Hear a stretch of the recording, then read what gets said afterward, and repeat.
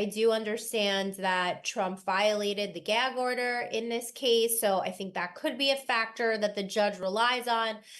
Trump's contemptuous behavior and his behavior throughout the trial, his tweets, etc., or on his own Truth Social. So I think that Judge Merchan might be sentencing the former president to jail. Sentencing date for Donald Trump has been set for the 11th of July. The maximum he could face is 4 years in prison.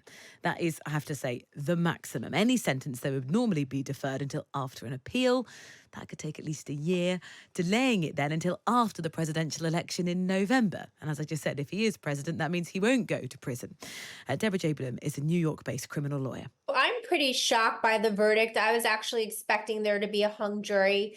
I really don't see how we got to him having an intent to defraud. I'm surprised, really, really shocked that this happened. Why? Well, I do think that there was reasonable doubt. I don't think that the prosecution showed beyond a reasonable doubt that there was an intent to defraud. I don't believe that they fully put the case together to show that he had knowledge of what was going on. I mean, the jury clearly were convinced it had to be a unanimous verdict. Well, I don't think that we should have been in court in the first place on this. I think that it was a tremendous use of judicial resources. If it was pretty much anyone else, they wouldn't have been charged with this. If you look at most people under a microscope, you're going to find something. And even though technically he was guilty of this, I think that in the grand scheme of things, he's likely more guilty of other charges that he is charged with in other places. And two federal governmental agencies declined to prosecute this set of charges. So what do you think's behind this then?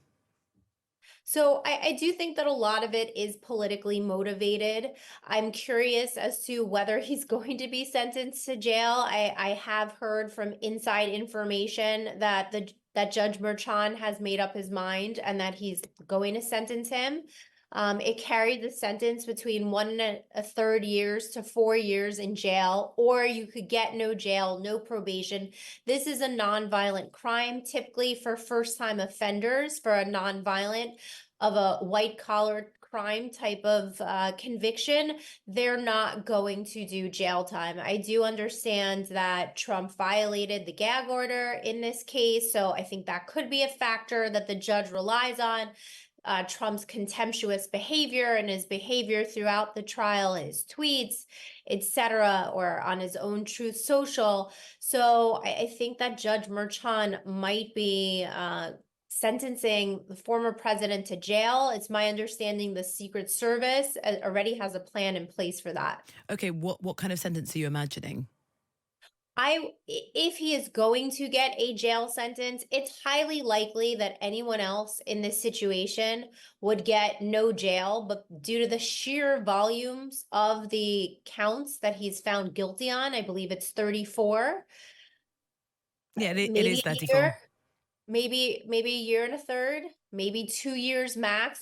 Anything beyond that would really easily be appealable as an excessive sentence.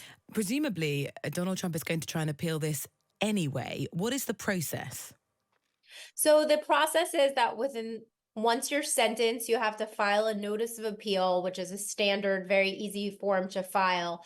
And then you have a certain period of time to perfect your appeal and file the appeal, where you have to include all of the trial transcripts, the exhibits, a huge record, a very voluminous record that you submit to the appellate division.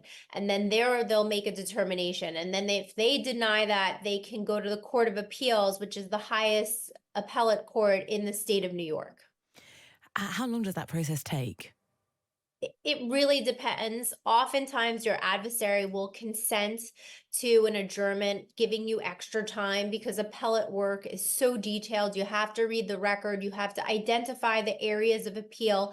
Here, I think that one they're definitely going to appeal on is the fact that Judge Merchan, in presenting the felony falsifying business records, told the jurors that they could pick one of 3 reasons to find him guilty of this felony bump up. One being tax fraud, the second being federal election law violation, and the third being additional falsifying business records. So I've never seen something where the jurors don't have to be unanimous on each and every charge that they indict him on. So allowing the jurors to pick one of three, I've never seen something like that. And it's really likely that an appellate court might overturn it on that basis. If you were going to help the president appeal this, what would be your defense? I mean, that would be number one, right? Secondly, the way that Judge Merchan treated the defense witness who testified to Trump not knowing about what was going on. He said that Cohen told him directly that Trump had no knowledge of that. So that's one of those ones that I'd throw into the appeal. Another one is the statute of limitations. I believe that it had expired and ran its course, and they shouldn't have been allowed to bring this charge, but they presented an exception to the statute of limitations, and I don't believe the defense ever was given notice of that exact statute. So that would be another one. I'd also bring it on the fact that if they convicted on a federal election law violation, that state court wasn't the proper place to do this, and any of the other things that went on in between prior to even being in front of a jury. That was Deborah Blum there talking about, well, the implications of the Donald Trump conviction, a New York-based criminal lawyer. Over the course of the programme, we're going to be speaking to Trump supporters, lawyers, people who are in the courtroom to assess, really, the significance of such a historic moment, the first former president of the United States to be a convicted criminal, the appeal process to come, and much more. Some of your messages on this are quite fascinating, actually. JC says, good morning. In your reporting re-Trump verdict, are you at any point going to mention the political motivation behind these trials? Much of this trial is controversial from a legal point of view and will be appealed. Again, not mentioned by you. Why is this? Wide commentary around this elsewhere, says Jonathan in Dulwich. I think Will touched on some of that in his reporting at the start of the programme. But I take your point on the kind of political motivation and that sort of feeling. Mr. Trump, what do you have to say to the American people? Mr. Trump, how does it feel to be convicted and valid? Are you worried about going to jail?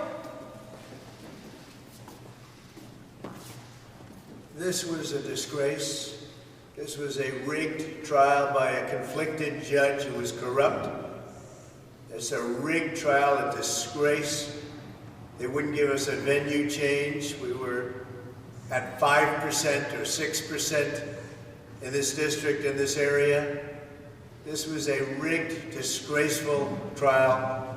The real verdict is going to be November 5th by the people. And they know what happened here, and everybody knows what happened here.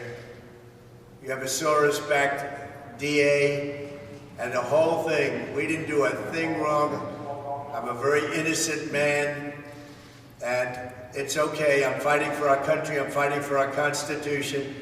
Our whole country is being rigged right now. This was done by the Biden administration in order to wound or hurt an opponent, a political opponent. And I think it's just a disgrace. And we'll keep fighting. We'll fight till the end and we'll win. Because our country's gone to hell. We don't have the same country anymore. We have a divided mess.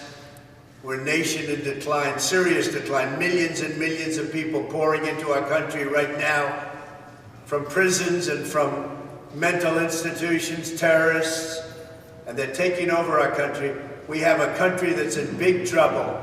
But this was a rigged decision right from day one with a conflicted judge who should have never been allowed to try this case, never. And we will fight for our Constitution. This is long from over. Thank you very much. Why should voters vote for a convicted felon? Are you going to drop out?